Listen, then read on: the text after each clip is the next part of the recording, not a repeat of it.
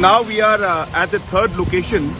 which is the indoor stadium that is coming up, a multi-purpose indoor stadium, which when completed will be the largest multi-purpose indoor stadium in the entire northeast region. Menteri Rangba Akjela Conrad ki Sangma khak nai trip ya yong ulong ba on dal dap benchna ya kan ge indoor stadium hamaran Polo ya kbala ben penen kam hagi babun benta kan salong ko wen gi multi purpose indoor stadium Baheh du Baroh ki Thaiñ Shatei Mihngi usangma blalai ben jurep ya kan ge jingsna bentai pen bhabat pen thamai ge JN Sports Complex indoor stadium ba first ground hamaran Polo ne gasngi ulong ba indoor stadium kan sapen yang ya Baroh ki jingdon kam banbu ig jingle kai bupher naduk jila kai basketball squash badminton hadu ke table tennis but volleyball. The work is going on at full speed. Of course, the foundations are just being laid, as you can see, but this work will take a bit more time. So we do expect that this also will be completed soon, but I'm happy to see the progress of the work. And once these kind of infrastructures throughout the state come up, this will be a great blessing and an opportunity for the youth of our state who are very much into sports. Ulong ru basisian balala ban pendapura kani indoor stadium kan sala ban pelong gi jingleka national but international. Who are very much into sports, and I'm hopeful that facilities like this will give them opportunities to really pursue and really be able to come up in the different areas of disciplines that they have so much passion for. So we are happy with the work, and we would like to congratulate the team who's working on this,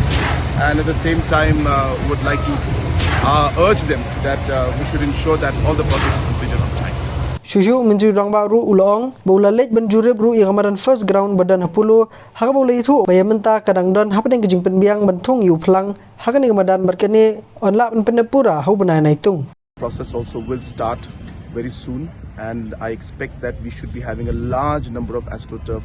football grounds where our youth can then practice, can have matches, and that will be one of the steps towards ensuring that we are able to bring out the talent also and give the opportunity for them to play.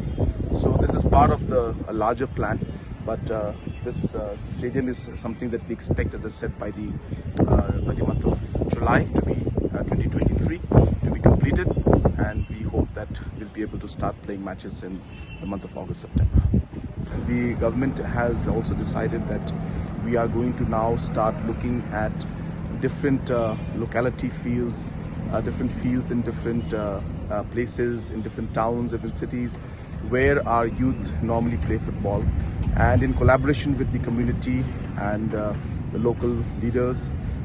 we would want to upgrade these different facilities where our youth are playing. Usangma ulai thuru ba sarkar kadang wat benia syapang gijaka bapher hapok kanong ba badhadu mentai klayo ya santeli gijaka hakabakin sala banthongi ki plang AstroTurf. Halor kani ke bentau long ru bon sesedang no shen batkan sedan bun teli ki madan ilakai AstroTurf hakabagi samla jong kejela kin sala banikai badlekai. Eventually lay this kind of AstroTurf,